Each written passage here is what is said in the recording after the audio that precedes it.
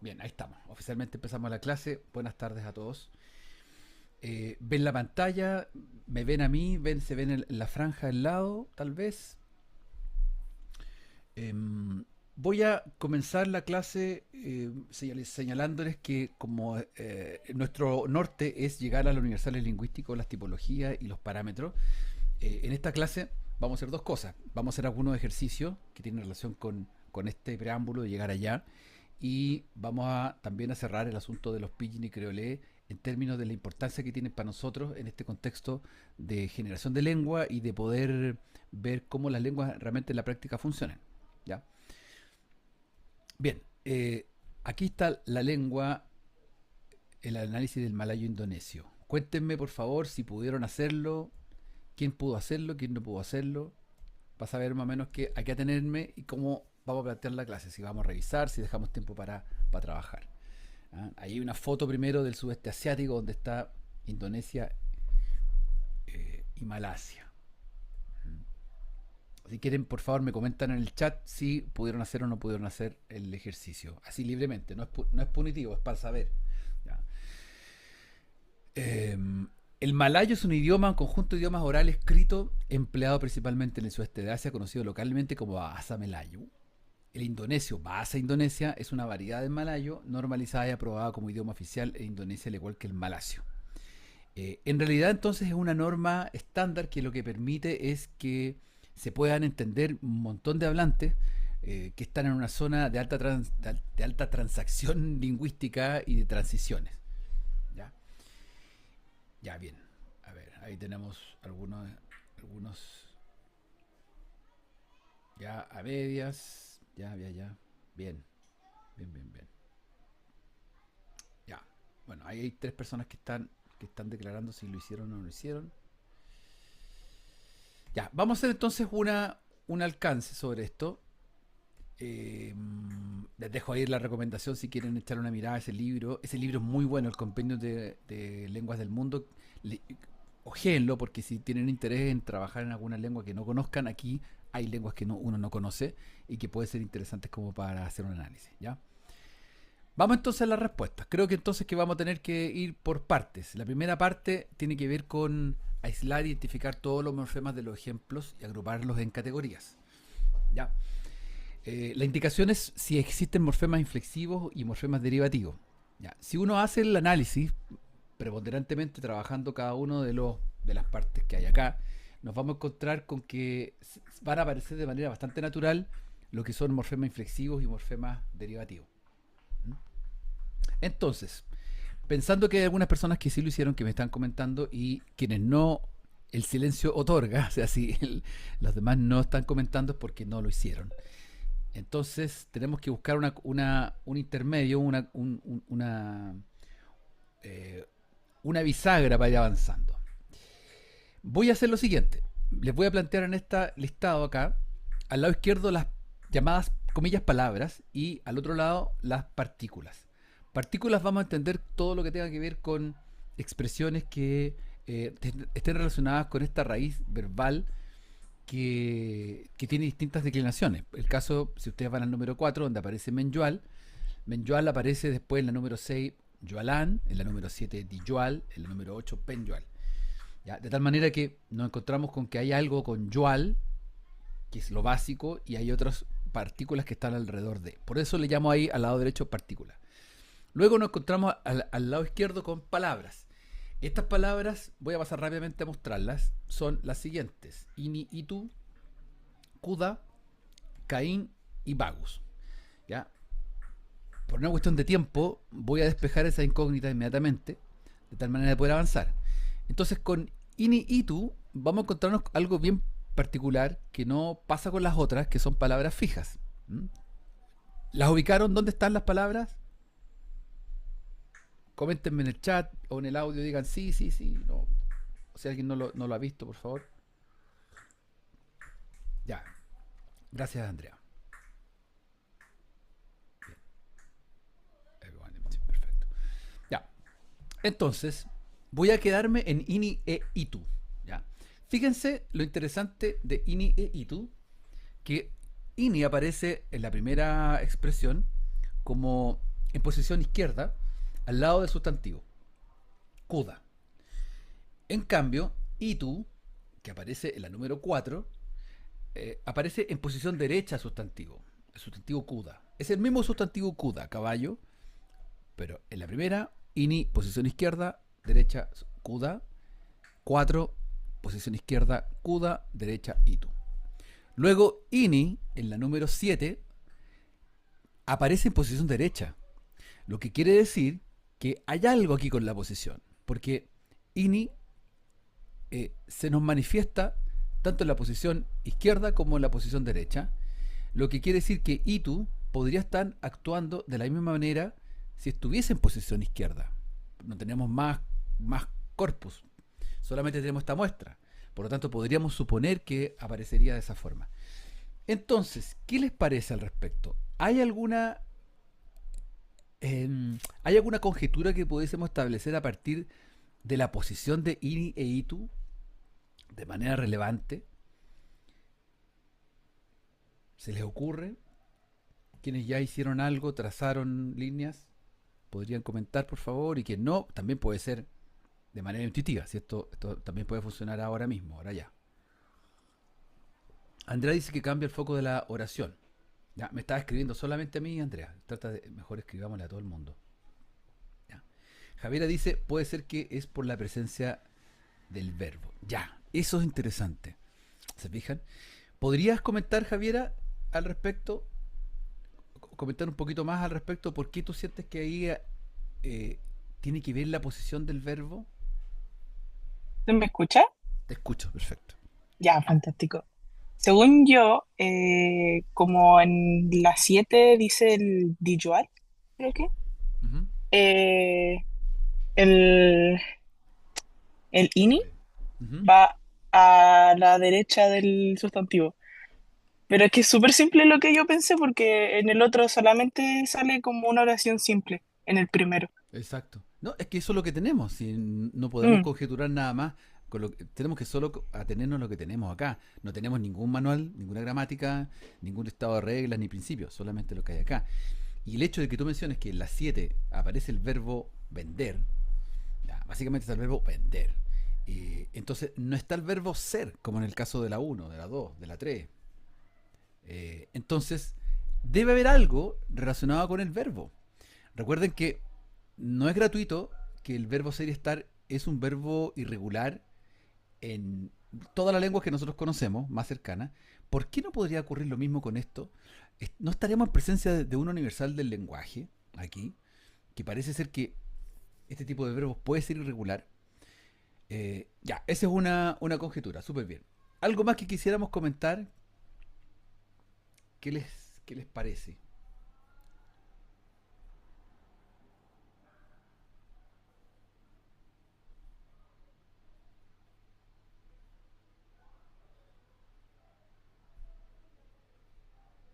Chiquillas, chiquillos. ¿Quiénes están hoy día? A ver, listado de gente. Ah, me fui para otro lado. Ahí está. Ya, somos poquitos. Anaís, Francisco, Javiera, Catalina, Andrea, Antonia, Catalina, Blaidemar, Esteban, Yasmín, Isidora, Josefa, Isidora, Franco, Renata, María Inés, Oscar y Josefa. ¿Alguna otra intuición, chiquillas, chiquillos?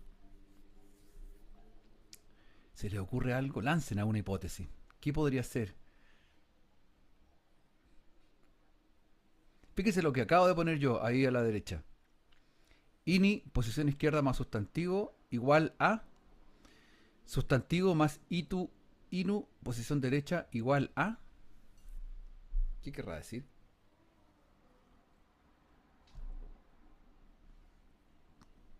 Ya les doy la clave, les cuento el chiste.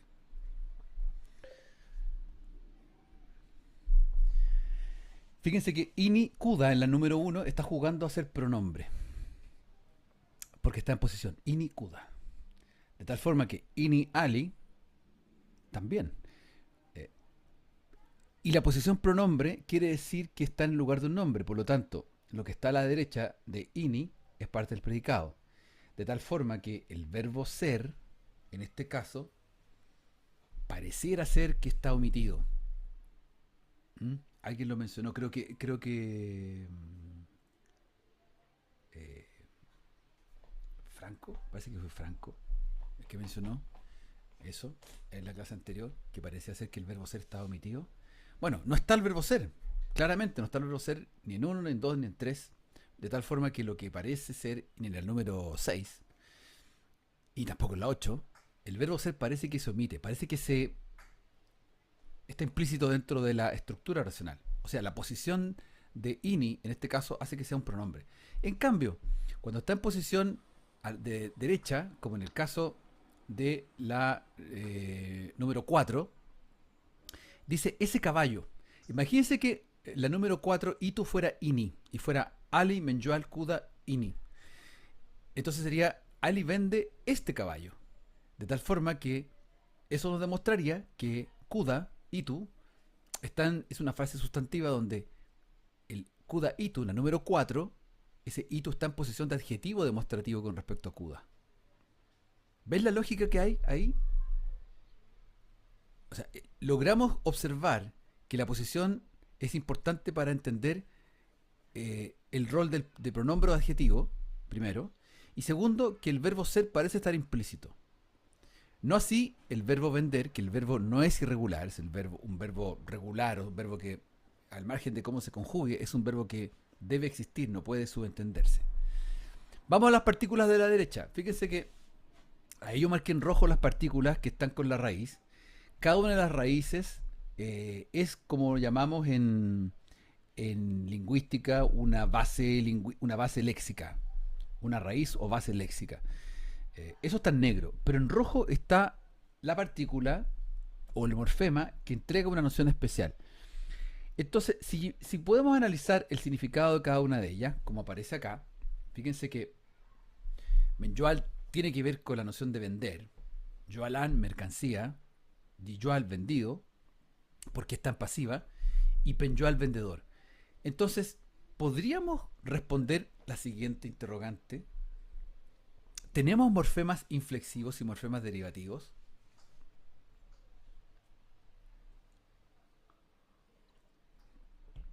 Le llamamos morfemas inflexivos, recuerden, a todo aquello que tiene que ver con el verbo, cómo el verbo va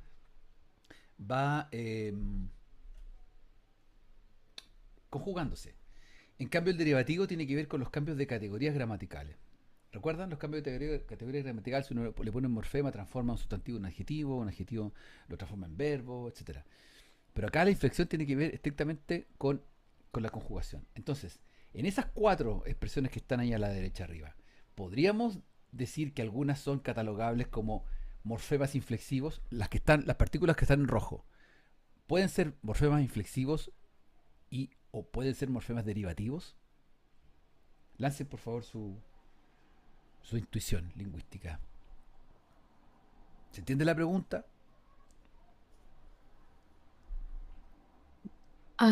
Podría ser que an Yasmin. en Juan an ¿Sí? sea derivativo Derivativo, porque cambia, está la noción de la a mercancía sustantivo, a creo que sustantivo. sí. Sí, sí, totalmente. Ese es derivativo. Y, y pen también. Y pen también porque hace que la noción está. Hay una noción como de venta, mercancía. Entonces, Ujú. penyual hace que esta noción de venta se transforme en un actor, un agente, penyual, y la otra que tú bien dijiste en un sustantivo, mercancía. Excelente. Y las otras dos, super Janmin. Las otras dos, ¿podríamos verbalizar las otras dos? La parte inflexiva. Fíjense los pendientes. El uno y el 3 están pendientes. ¿Pueden ser catalogables desde ese punto de vista?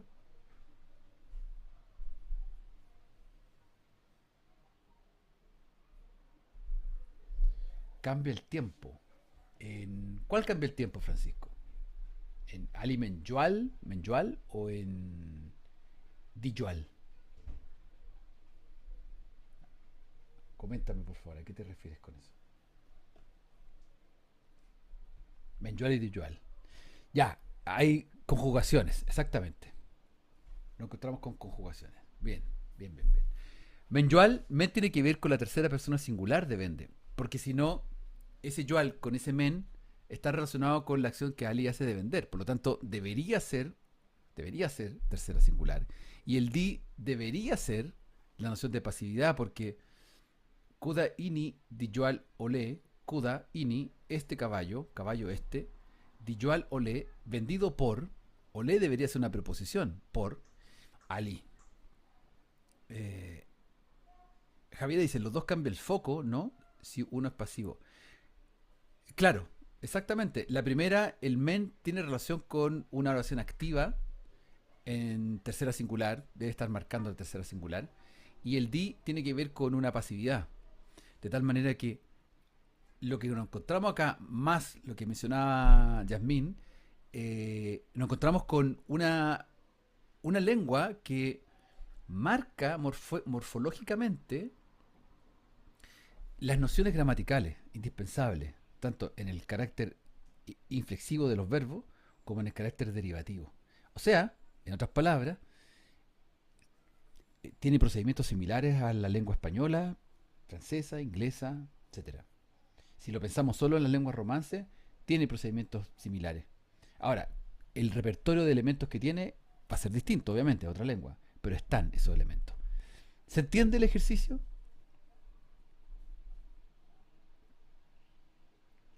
Ya con esto, ya, súper.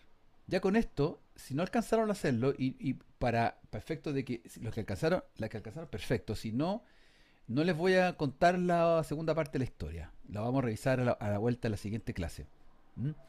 Traducir al inglés Kuda Bagus y Nikuda Ali, porque ya saben cómo funciona. Ya saben ya tenemos acá los significados. Acabamos de hacer el análisis inicial. También podemos traducir al malayo indonesio tentativamente esas tres expresiones. Fíjense, la mercancía de Ali es ropa, este es un buen caballo, y otra, este caballo es bueno. Ojo con eso, ahí vamos a tener cambios posicionales de los componentes. Ya, eso va a estar súper entretenido de ver. Luego nos encontramos con esta expresión, también ocupando los morfemas derivativos, o inflexivos, no sé, y el verdadero falso de la letra F. ¿Ya? Eso va a ser, dejo como tarea, no voy a revelar, de hecho me voy a saltar esa y voy a retomar más adelante. Ya, ahí está. Avancemos entonces, vamos a hacer otro ejercicio, pero avancemos en esta parte que me interesa ir cerrando, que es el asunto de estas preguntas que están acá. Ya, cambiemos el foco. Ahora vamos a el pidgin y el crolé desde el punto de vista de lo que nos plantea Cristal. ¿Mm? Les voy a dejar un resumen de estas preguntas para que lo complementen con su lectura. Solo quiero ir precisando ciertas cosas. ¿Ya? Muy interesante. Ahí están las dos definiciones de ambos conceptos. Uno que tiene que ver con la adaptación creativa urgente y el otro con el asentamiento lingüístico propiamente de una comunidad hablante. Ya, eso ya lo distinguimos. Yo creo que lo deben tener ya registrado. ¿Mm? Bien.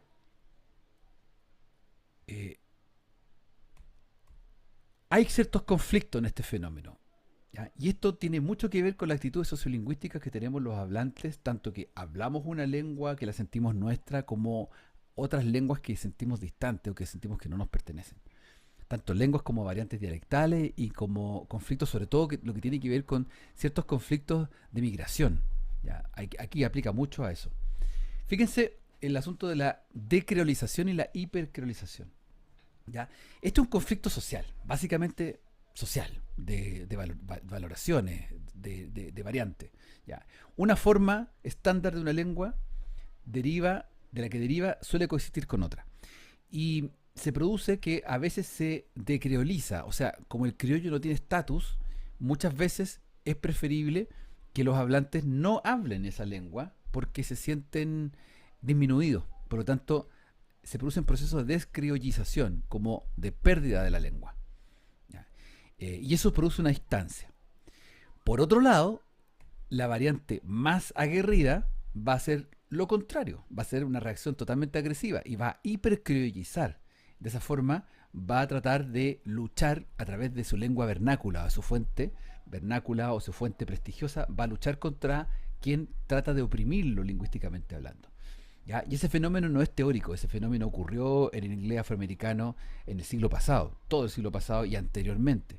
¿Ya? O sea, el hecho de que los afroamericanos lograran derechos, respeto y derecho, fue por un proceso muy largo en que dentro de todas las cosas hubo que respetar la variante vernácula y decir, declarar, existe una variante vernácula norteamericana, afroamericana del inglés, y tomarla con propiedad y registrarla como tal. Entonces esos fenómenos ocurren en todas partes del mundo. Aquí en Chile, hace un par de décadas atrás, cuando empiezan a llegar los inmigrantes haitianos, se les veía con mala cara. Hoy día están mucho más incorporados o sea, yo creo que están bastante más incorporados eh, a la, al movimiento. O sea, escuchar creolé en la calle, por ejemplo, hoy día ya la gente no pone cara de susto, algo así, sino que es parte de ya del panorama, del ambiente lingüístico de la ciudad. De hecho, hay una anécdota que nadie conoce, que en los textos de historia aparece. En la época de la independencia en Chile, estamos hablando de 1810, 1820, en esa época coexistían. O sea, tú podías escuchar en la Plaza de Armas de Chile, aquí en Santiago de Chile, tú podías escuchar hablantes de español de España, vascos, castizos, andaluces, gente que hablaba ya español de Chile, español del Perú, del Virreinato, gente con el voceo argentino. Escuchabas afroamericano, escuchabas gente que venía de África, gente que venía también de Centroamérica. O sea, había un crisol de lenguas que podías escuchar en la Plaza de Armas. Y eso es algo que se olvida de los libros de historia, como que no existiera. Entonces es interesante ver que son fenómenos que siempre van a ocurrir. Ya, avanzo rápido. Hay dos teorías que explican el origen de los pidgin y los creolés. Uno es la poligenética y otro es la lexificación. Ambas son bastante discutibles. Les dejo ahí una nota al pie etimológica sobre los dos términos. Pidgin viene de business, mal pronunciado, o pronunciado a la china. Business, pidgin, llegó de business a pidgin. Y creolé viene del latín creare, que pasó por el portugués y el francés, siendo creolé la persona criada, el criado que está criado en la casa, o sea, el avecindado. Como se diría en Chile, el aguachado, una cosa así. O sea, descendientes de esclavos que llegan a un lugar y que empiezan a pernoctar y a vivir y a hacer de su vida, hacer su vida en ese lugar que no es propio. Esas son las nociones fundamentales de dónde vienen cada uno de los términos. La versión poligenética de esto habla de que existiría una manera espontánea. ¿Ya? El contacto lingüístico se manifiesta de manera bastante parecida en todos los lugares, en todas las latitudes, en Oceanía, en África, en América, Europa, sudeste asiático. Ya. Ese es el argumento. Pero la teoría tiene hartas objeciones porque la verdad es que no se pueden explicar la similitud de las extensiones. Por ejemplo, hay muchas lenguas que van a reducir inflexiones, van a cambiar el uso de los pronombres, de los adjetivos, van a inventar más partículas. No es similar, por lo tanto es poco aceptable esta teoría. De hecho, la pregunta es, ¿por qué hay creolés, por ejemplo, del Caribe, que tiene sustrato inglés, y no son iguales a un creolé filipino que tiene sustrato español? Si uno compara el creolé haitiano de Haití con el creolé español filipino de las Filipinas, y los pusiese como para ver qué procesos se dieron, no son iguales. Eso demuestra que son lenguas, propiamente, que son lenguas distintas. La otra noción es la relexificación, que parece mucho más interesante para efectos de nuestro curso, entenderla como, en algún momento se habló del pidgin portugués del siglo XVI como el gran pidgin, el gran sabir de las lenguas, que fue básicamente el mismo que se propagó por África, Asia y América, como que los portugueses que transitaban por el mundo haciendo negocios, y bueno, negocios y esclavizando gente, ocupaban una misma variante. ¿Ya? Se dice que ese pidgin fue muy exitoso y que provocó una unificación. ¿Ya? Ahora, eso es bastante discutible también. Hay algunos ejemplos de palabras que se conservan, por ejemplo, savi, piquín, pálava, que son palabras que están en un creolé de Saramacano, en Surinam, que podrían dar incidencia sobre esta estandarización de los pidgin. Ahora, desde el punto de vista de la relexificación, puede ser más interesante para nosotros porque aplica más al fenómeno lingüístico de la creación de distintas lenguas y de sus variantes. Por ejemplo, fíjese en este cuadrito que aparece acá, palabras del francés, palabras del michif, un idioma hablado por aborígenes canadienses, basado principalmente en el vocabulario francés con la glosa aire inglés. Tenemos chemin, que es el camino, chevaux, que es el pelo, petit, que es lo pequeño, cheval, que es el caballo. La palabra correlativa en el michif, chemin, cheval, psi, cheval, muy similares. Acá yo les pongo una muestra de la pronunciación francesa propiamente tal de cada una de las palabras, de un fusil, fusil, una casa, une maison, un niño, le garçon, la roca, la roche, los cuchillos, le couteau. Fíjense más a la derecha en el michif, para un fusil es un fusil, para une maison es une maison, le garçon, les garçons, la roche, le couteau, les couteaux. Zo mangé, zu manzi, etc. Aquí la relexificación demuestra que todos estos pidgin instalan una base fundamental léxica y ahí empiezan a expandir, empiezan a hacer los cambios de sonido y empiezan a expandir para todos lados. Eso se diría que es la evidencia más clara de cómo funcionan las lenguas y cómo se van creando las lenguas en entornos de contacto lingüístico. O sea, la realidad, cómo se crean las lenguas, la realidad de cómo van mutando y transformándose en el tiempo. Para terminar esta sección, lo interesante entonces es que la hipótesis del origen común de Pidgin es súper difícil de explicar y como que no, es poco plausible. Pero sí las evidencias mixtas, de por ejemplo, que si existiesen algún orden fijo de palabras, o la evitación, o el evitar cierto tipo de flexiones, o el agregar cierto tipo de palabritas, de partículas, como veíamos en el creolé. ¿Se acuerdan? En la clase anterior veíamos que el creolé ponía palabritas a la derecha, como ciertos morfemas a la derecha para hablar del tiempo verbal o del plural singular. Ese tipo de fenómenos sí que son evidentes y sí nos sirven para nosotros en el sentido de poder explicar qué tipo lingüístico toma una lengua, ¿ya? Seguramente, si todavía no les queda muy claro por qué estamos viendo esto, les va a caer un poco la teja en una o dos clases más, ¿ah? Esto es para masticarlo de a poco, porque vamos a ver cuáles son los universales que hay detrás de las lenguas, y la creación de estos pidgin y creolé es como la muestra, es como la olla, así como el caldo de cultivo, así caliente, vivo, de cómo funcionan realmente las lenguas, porque nosotros en este momento lo que tenemos es productos lingüísticos, ya hechos, cocinados hace cientos de años. ¿Ya? Es difícil poder pesquisar. ¿Se entiende lo que estoy planteando? Coméntenme por favor si van bien, si me siguen, o si hay alguna pregunta.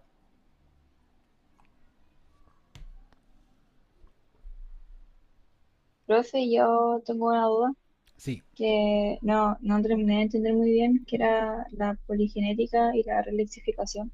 perfecto. La poligenética es, buena pregunta, pero la poligenética es es eh, eh, la hipótesis de que todas las lenguas surgen de la misma manera. O sea, que todos los pidgin y creolé han surgido de la misma manera. Y han tratado de buscar esa evidencia, que es poco probable lograrla. Porque si uno si uno se pone a contrastar ciertos pidgin y ciertos creolé de distintas latitudes del mundo, te vas a encontrar con diversos fenómenos. Entonces, la poligenética es una hipótesis media descartada. En cambio, la relexificación o nativización de las lenguas es más plausible, es más comprobable, porque tú puedes estudiar una lengua en particular, un pidgin en particular y su mutación a creolé, y puedes hacer un exhaustivo cambio, perdón, un exhaustivo detalle descriptivo de cómo la lengua se creó, su pidgin como básico para poder comunicarse, y luego cómo fue mutando, fue derivando a otras cosas. Entonces, ese es un proceso de relexificación que se postula que a partir de una palabra fija, como de decir árbol, casa, dinero, eh, arroz, pollo, no sé, palabras básicas de la transacción, y una vez que se aprenden esas palabras básicas se empiezan a derivar, empiezan a mutar en sonido y a derivarse para los lados, izquierda o derecha. Andrea Manrique. Claro, que supuestamente había un proto-pidgin. Claro. Ese proto-pidgin, lo que pasa es que son dos opciones del término. La idea de que existe un proto-pidgin es poco probable de demostrar. Solo el proto-pidgin portugués, que fue como la gran evidencia que existe sobre una manifestación de pidgin que fue socializado y fue mantenido durante un par de siglos por los conquistadores colonizadores portugueses. Ya. Pero la otra noción, que es más fuerte, que se puede pesquisar mucho mejor en los estudios actuales, es que cada pidgin que surge en el mundo tiene un proceso de relixificación natural. Y eso sí podríamos entenderlo como una manera de describir el nacimiento de las lenguas universalmente. Eso sí, sí, Andrea. No sé si me explico. Son dos nociones. La noción del proto-pidgin, que es algo que se plantea como a partir del ejemplo del portugués, pero que en la práctica es muy difícil de probar y es más fácil probar la relixificación que existe en cada pidgin y creole que existe en el mundo. De hecho, si se los pongo en términos del tronco indoeuropeo, debería haber existido en algún momento una relixificación del hipotético proto-indoeuropeo en distintas ramas, vertientes. Lo que pasa es que eso no se puede comprobar, no se pudo comprobar, y lo que sí se pudo comprobar es que había un traslape de cognados entre las lenguas, pero no procesos de relixificación como lo que estamos viendo nosotros en este caldo cultivo vivo que son los pidgin y los creolés. ¿Me, me explico un poco más así? ¿Se entiende un poquito más? ¿Ya? No es que sea, siempre en estas cuestiones ustedes se van a encontrar no con verdadero y falso, la verdad absoluta, ni sí ni no, ni uno y cero como digitalmente, sino que hay matices discutibles. Voy a terminar esta parte del pidgin y creolé, para no extenderme mucho, sobre la reflexión que se hace sobre el origen del español americano. Y esto tiene que ver estrictamente con lo que mencionaba hace unos minutos atrás, de este síntoma de las actitudes sociolingüísticas que tenemos los hablantes, especialmente hacia lenguas que no son europeas, pensando desde el punto de vista de la colonización. Ya van a ver cuando llegue hacia el final de las tres presentaciones, de los tres puntos. Voy a ser muy breve. La teoría indigenista fue planteada por Rudolf Lenz, o Rodolfo Lenz, un lingüista alemán que se vino a vivir acá a Chile y armó el departamento de lingüística de la Universidad de Chile. El primer departamento de lingüística de Chile fue el de la Universidad de Chile, auspiciado por la Universidad de Chile en ese tiempo, Andrés Bello, y Rudolf Lenz fue el autor material. Él estudió inmediatamente, le llamó mucho la atención el español de Chile, que era distinto a otros españoles, y lanzó una hipótesis bien loca, que tenía que ver con que parece ser que como la primera población de Chile se dio un mestizaje más que en otras zonas, o sea, como que no llegaron españoles, comillas, puros hablando, sino que ya venían el mestizaje español desde el virreinato.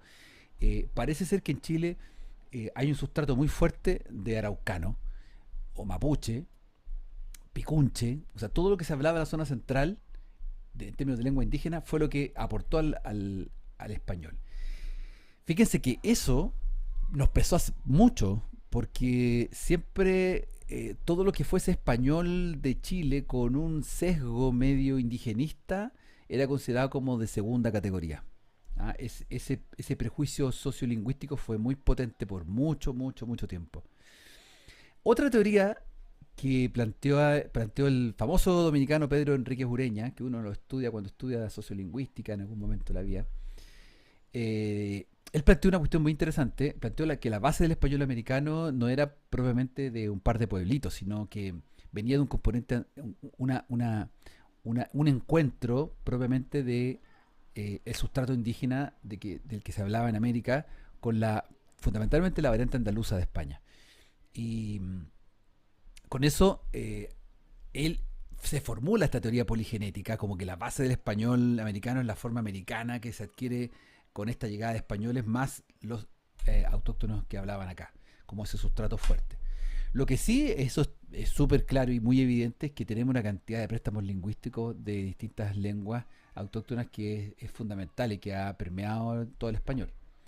La tercera teoría es la más digamos, eh, acogida es la del norteamericano Peter Boyd Bowman, que él hizo un estudio acabado en la década de los 60 sobre, tuvo acceso a los documentos de las Indias, donde estaba todo el listado de quienes habían llegado desde España a las Indias, y los porcentajes son súper evidentes, como la mayoría de los que llegaron son andaluces, 44% andaluces, y el resto se iba mezclando.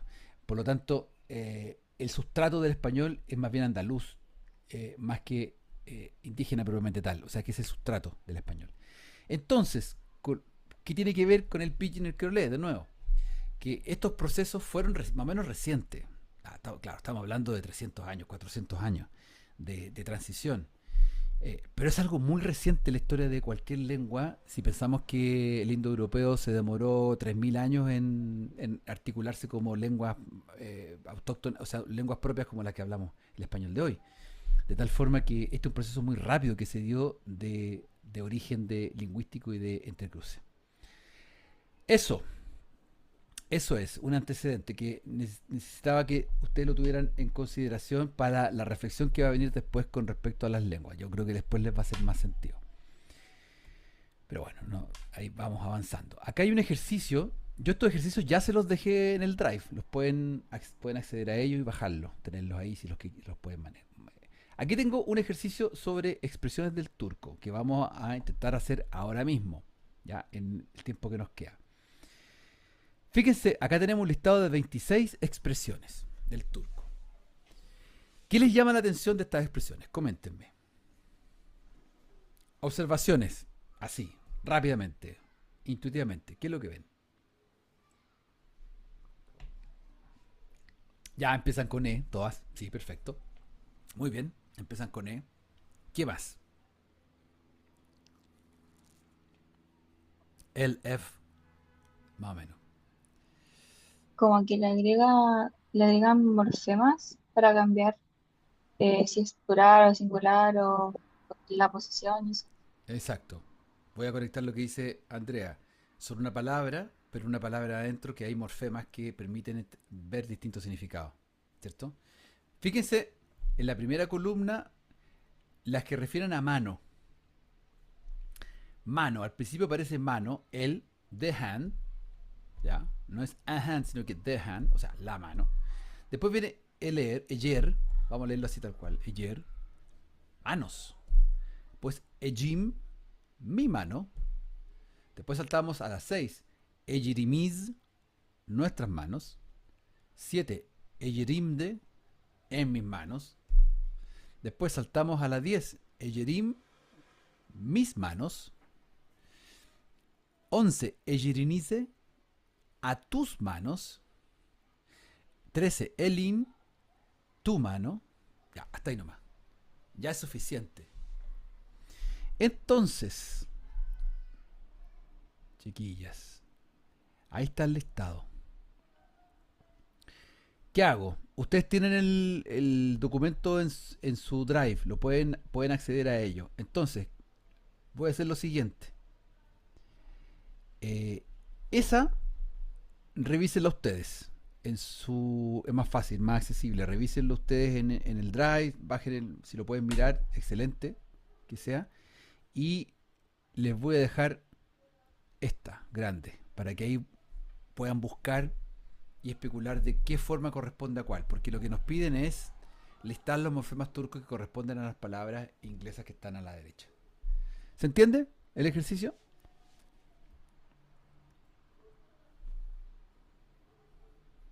¿Sí? Ya. Eso. 10 minutitos por reloj. ¿Ya? 10 minutos por reloj.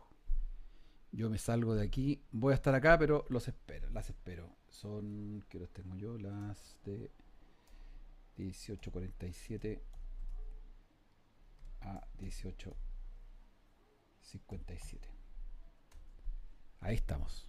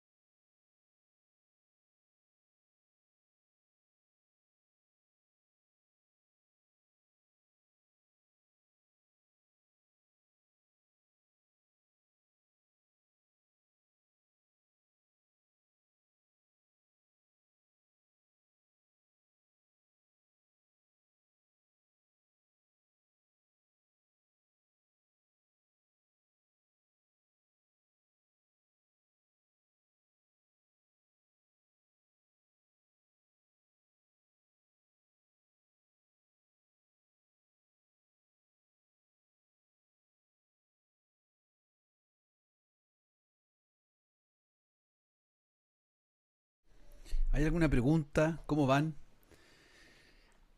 ¿Alguien está petrificado sin poder avanzar? ¿Ya? Puede ser, ¿ah? No, es una alternativa. O alguien ya fluyó, le fluyó todo y tiene todo listo. Coméntenme, ¿cómo van con eso?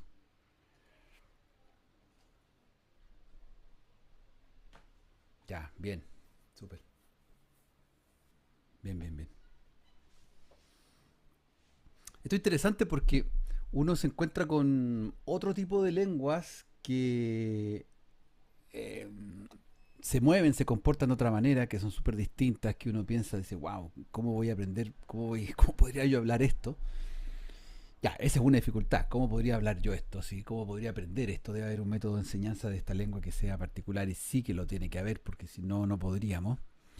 Y además de esa dificultad está también el otro hecho otra cuestión que a nosotros nos interesa también de fondo, tal vez el primer objetivo, es que existen principios que están compartidos entre las lenguas y que por más que una lengua sea muy distinta, de alguna manera tiene que estar ese procedimiento para poner, por ejemplo, el plural, el- la persona gramatical, el plural, qué sé yo, eh, las preposiciones, o sea, eso es como parte de una lengua, sí o sí.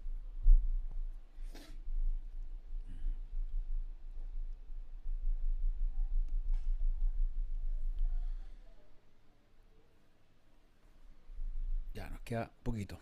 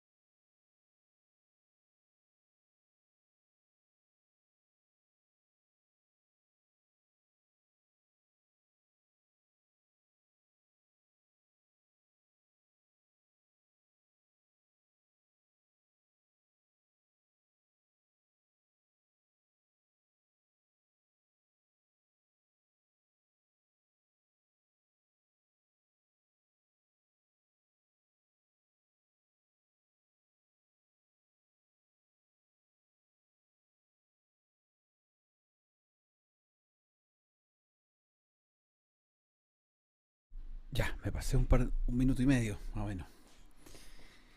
Bien, vamos entonces a revisar. Vamos a avanzar, porque en virtud del tiempo, ¿ya? Vamos a ver qué nos depara esta cantidad de información. De todas maneras, el ejercicio es bien interesante porque tiene otra parte después. Vamos primero a revisar esto. Acá tenemos el listado de morfemas posibles. Ahí están las expresiones, todas las expresiones del 1 al 26 a la izquierda. Y acá la glosa en inglés y vamos descubriendo. ¿Se fijan? Yo voy a ir dando la alternativa. ¿M? Y ustedes por favor vayan chequeando cómo les va y me comentan si hay algo que, si, bueno, si se acertaron a todos, si hay algo que tienen alguna duda. Fíjense que es interesante ver que las expresiones de, o sea, el artículo definido de, la mano, la casa, están entre paréntesis. O sea, eso quiere decir de que en el turco la expresión de artículo definido no es explicitable. O sea, basta con mencionar el objeto, el sustantivo, el o ef, y ya entendemos que es casa o mano, la casa, la mano. Ya, bien curioso eso. Ya, que pasa en muchas lenguas, que como que no existen los artículos. La definición del artículo o la indefinición, como que eso es otra categoría que se pesquisa. Bien, entonces tenemos el y ef. Si vemos el listado de la izquierda, aparece entonces que el está predominantemente en todos los lugares donde aparece hand, mano, y ef en todos los donde está casa. O sea, empieza la palabra con el o ef. O sea, quiere decir que ahí nos encontramos con la raíz. El léxico, la raíz léxica está ahí. Luego la noción de plural. Aparece el ler. Como en el caso de la número 2. Eyer, ler, es el ler es plural. Y si pesquisamos va a aparecer ese plural en todas partes.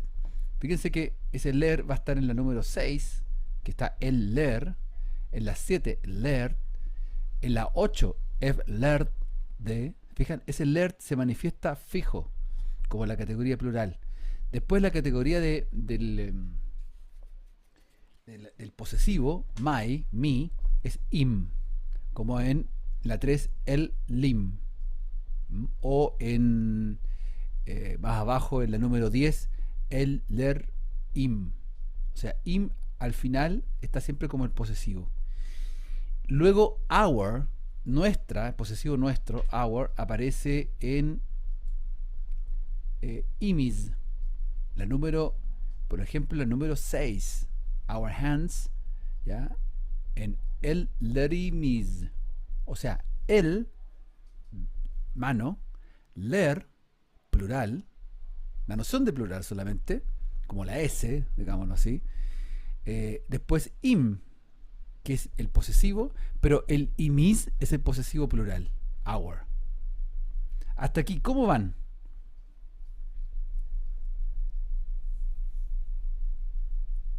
Bien. Buena pregunta, Francisco. ¿Por qué en our no solo is?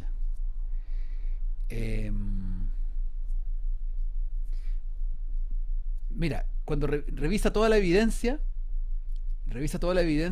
y vas a darte cuenta que la alternativa de que aparezca, de que el posesivo pluralizado necesita inmediatamente los dos componentes para ser. Esa va a ser como la marca fija, imis. En cambio, la marca im va a ser solamente del posesivo singular. O sea, es como que ahí si en el número 4 decimos im, tiene al lado como un signo vacío en la parte que podría corresponder al singular. En cambio, cuando es plural, se completa con el is.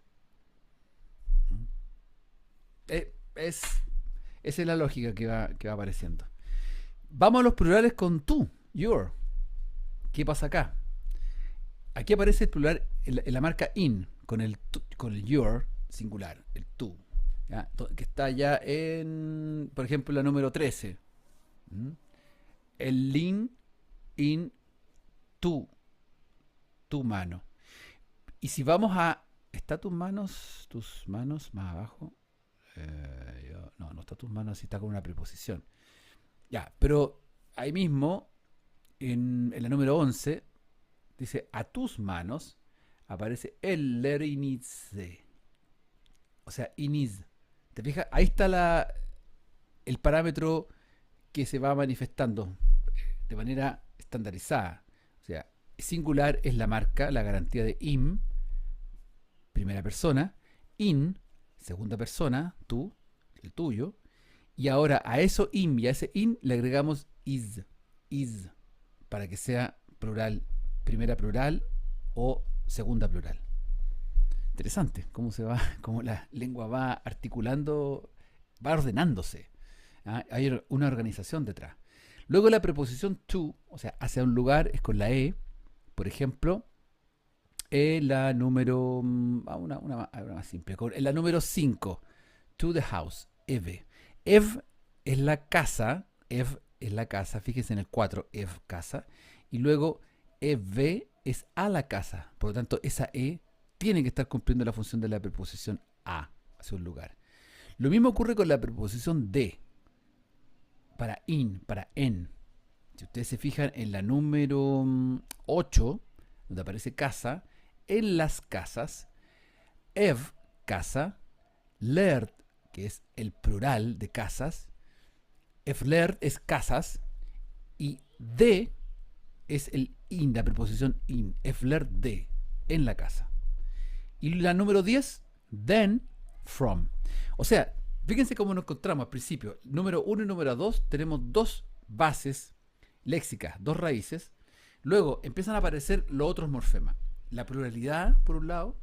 Después aparecen el morfema de posesión, tanto en posesión primera singular, primera plural. Posesión de segunda singular, segunda plural. Y en esta muestra tenemos 3 preposiciones. To, in, from. ¿Ya? Y con eso tenemos harto que decir. ¿Se fijan? ¿Alguna pregunta, duda? En términos de dificultad, muy difícil, poco difícil, regular.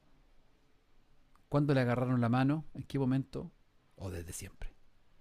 Ya, facilito, dice Antonia. Muy bien. Eso me gusta. Eso. Entonces tenemos que poner más grado de dificultad. Ya, hay un ejercicio muy interesante, muy bueno para hacer. La idea es que podamos, yo les voy a ir asignando algunas tareas, les voy a asignar ahora un ejercicio y en la clase también podamos seguir haciéndolo. Aunque tengamos clases por Zoom, tenemos que seguir con la dinámica porque cada clase vale oro. Bien. Después, en la siguiente, y esto se los voy a dejar de tarea porque necesito que ustedes lo revisen con más atención, producto del ejercicio anterior. Son 2 preguntas, dos respuestas que entregar. La primera, ante la pregunta, según la muestra del turco, sin googlear, sin ChatGPT, sin nada, según lo que ustedes tienen ahí al frente, ¿cuál es el orden de los morfemas? ¿Se fijan? Lo que hablamos. La posesión, la raíz, el pronombre, el posesivo, ¿dónde están? ¿Cómo están estructurados? Eso, vean el orden, como este es primero, este después, este es el siguiente, ¿ya? Y luego de eso, basándose en el análisis, hagan una traducción de las expresiones del inglés al turco. From your house, to our house, in my house. ¿Ya? Voy a salirme aquí porque tengo la respuesta, así que no se las puedo mostrar. Ya. Listo. Vamos al siguiente. Voy a proyectar de nuevo. Se me fue la proyección. Ahí está. Ya. Este es el siguiente ejercicio. Tarea exclusivamente para ustedes. Nuevamente, por favor, sin googlear, sin ChatGPT, sin nada. Solo ustedes y la hoja, ¿ya? Para que aprendamos a hacer este asunto. Aislar e identificar todos los morfemas de la muestra, determinando su significado. ¿Ya? Ojo que el morfema de negación tiene 2 pronunciaciones. Aquí tenemos una muestra del persa coloquial, o sea, persa hablado. Es una transcripción fonética, o más bien fonológica, de transcripción del persa. Entonces, vemos que la primera, maen, la A se pronuncia una A como cat, la X como J y la the show, igual que el inglés. Maen mejunaem, I am reading. Shoma ketab mejunin, you are reading a book. Shoma ketabru nahundin, you didn't read the book. Ya tenemos pronombres, verbo conjugado y tenemos negación también. Ojo. La 4, maen ketab nemejunaem, progresivo, I am not reading a book. Después volvemos, sacamos el progresivo de la siguiente, la 5, maen mejundae mesh, I didn't read it. Y la 6 con la 7 en el persa son iguales. Shoma Hundinesh y Shoma Hundinesh. 6, did you read it? Y en la 7, you read it. Past tense. Ahí está la clave de la distinción. Fíjense que si miramos solamente el persa, las oraciones son bastante similares. En extensión, bueno, hay algunas, las 1 con la 6 y 7 son más cortitas, en cambio 2, 3, 4, 5 son bastante similares, como en extensión. Bueno, hay trucos ahí al respecto. Entonces, el ejercicio acá es poder, recuerden, ir a lo que está, a lo que se repite, a lo que es sistemático. En este caso, fíjense que hay verbos, está el verbo leer, o sea, hay que dilucidar cuál es el verbo leer de todo esto. Fíjense que hay un objeto que es book, que tenemos pronombre it, y tenemos pronombres personales como I y you, nada más que 2, I y you. Por lo tanto, no es tan difícil. Digamos, la pesquisa va a ser, yo creo, bastante precisa. Las preguntas después, una vez que tengan el listado de las palabras que están acá, que ojalá puedan ordenarlos en listados paradigmáticos, es decir, tenemos los verbos, los objetos, los pronombres, como distintas columnas. Luego tenemos el ejercicio de traducir al persa la expresión you aren't reading it. Ya, ahí, en ese ejercicio, ustedes ya tienen que manejar todos los morfemas. Entonces van a poder crear un puzzle con las piezas que faltan para completar esto. La C es una pregunta. ¿Cómo supones que se forman las preguntas de sí no en persa coloquial? Luego, considera esta muestra adicional para explicar la falta de gramaticalidad. ¿Ya? En los textos de lingüística que tengan que ver con muestras de lengua se van a encontrar siempre con los asteriscos que van a simbolizar falta de gramaticalidad. Por ejemplo, en español, si uno dice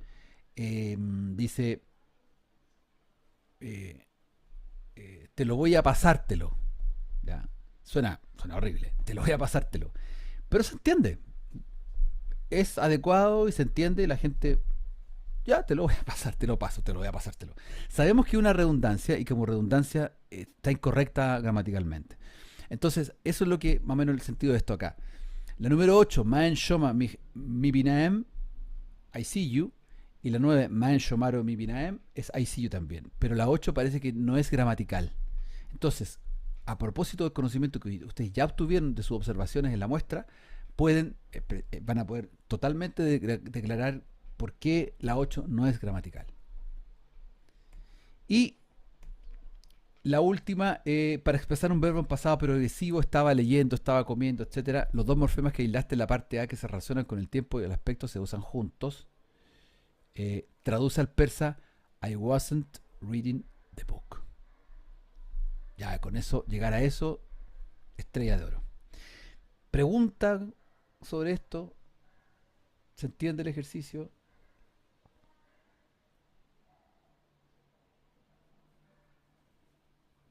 ¿Sí? ¿No? ¿Se fueron? ¿Se fueron a tomar once? Me dejaron solo. Ya, perfecto, gracias, Yasmin. Bien, es un ejercicio que no les debe tomar mucho tiempo. No son horas. No sé, van a ir agarrando práctica, tal vez 15, 20 minutos, más o menos. ¿Ya? Sí, se ve más difícil, Catalina, pero no lo creas, no es tan difícil. No es tan difícil. Vas a agarrar la mano y tal vez, claro, puede ser que te tomen más de 15, 20 minutos, pero cuando le agarres la mano va a hacer como push, se te va a abrir un nuevo mundo de análisis. No vengo a vender, vengo a regalar. Universales lingüísticos. Ya, con esto terminamos la clase. Los universales lingüísticos, este artículo es clásico de Joseph Greenberg. Es un artículo, Some Universals of Grammar with particular reference to the order of meaningful elements. O sea, es el artículo fundacional de la tipología lingüística, donde declarar que existen partículas en las lenguas que deberían ser más o menos similares para todas y que deberían tener ciertos orden. Eso es lo que hace este texto, eso es lo que hace este artículo. El artículo es de 73 a 113. Ya no necesito que lo lean entero todavía. Lean la primera parte, que son los universales de 1 al 7, que son como 3-4 páginas, ¿ya? Para que puedan combinar la ejercitación con la lectura. Y esto realmente es la introducción a la unidad 2 en términos de la tipología y los universales lingüísticos. Una última aclaración. Ya, todo esto ustedes lo tienen en el Drive. Una última aclaración. La diferencia entre gramática universal y universales lingüísticos para que no se vayan a confundir y lean con foco este texto. Ya. La idea es que la gramática universal de Chomsky que vimos es una teoría innatista. ¿Ya? Es teórica, hipotética. Lo que dice es que los seres humanos nacemos con una predisposición para adquirir una gramática. Esa gramática se desarrolla y que los universales lingüísticos están presentes en nuestra mente. Por eso la gramática mental. La gramática mental tiene los universales lingüísticos. Ese es el constructo teórico. ¿Mm? Se ha discutido muchísimo, hay miles de objeciones al respecto, gente que lo sigue, está en contra, etcétera. Lo que hizo Joseph Greenberg fue posterior a esta teoría de Chomsky. Él dijo, yo voy a ponerle calle a este asunto. Y se embarcó en un viaje al más estilo Indiana Jones.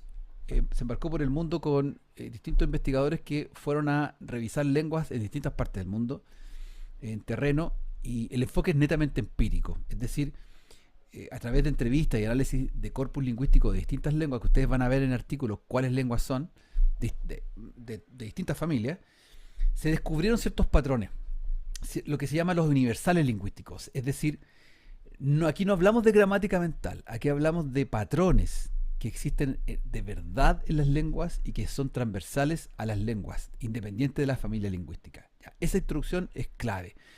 Es decir, nos adentramos en la tipología lingüística de los universales lingüísticos que Greenberg presenta en su primer momento, que hoy día ha sido continuado por muchos otros autores, y es posterior, este ejercicio empírico de comprobación es posterior a la formulación de la gramática universal de Chomsky sobre los universales del lenguaje. Ambas son teorías que se conectan, se enfrentan, se dialogan una con la otra. Las podemos enfrentar, confrontar, pero nosotros vamos en el curso, lo que vamos a hacer es que dialoguen una con la otra. Vamos a buscar cómo fundamentar la gramática mental que tiene el ser humano a partir de estos universales que vamos a encontrar en las lenguas.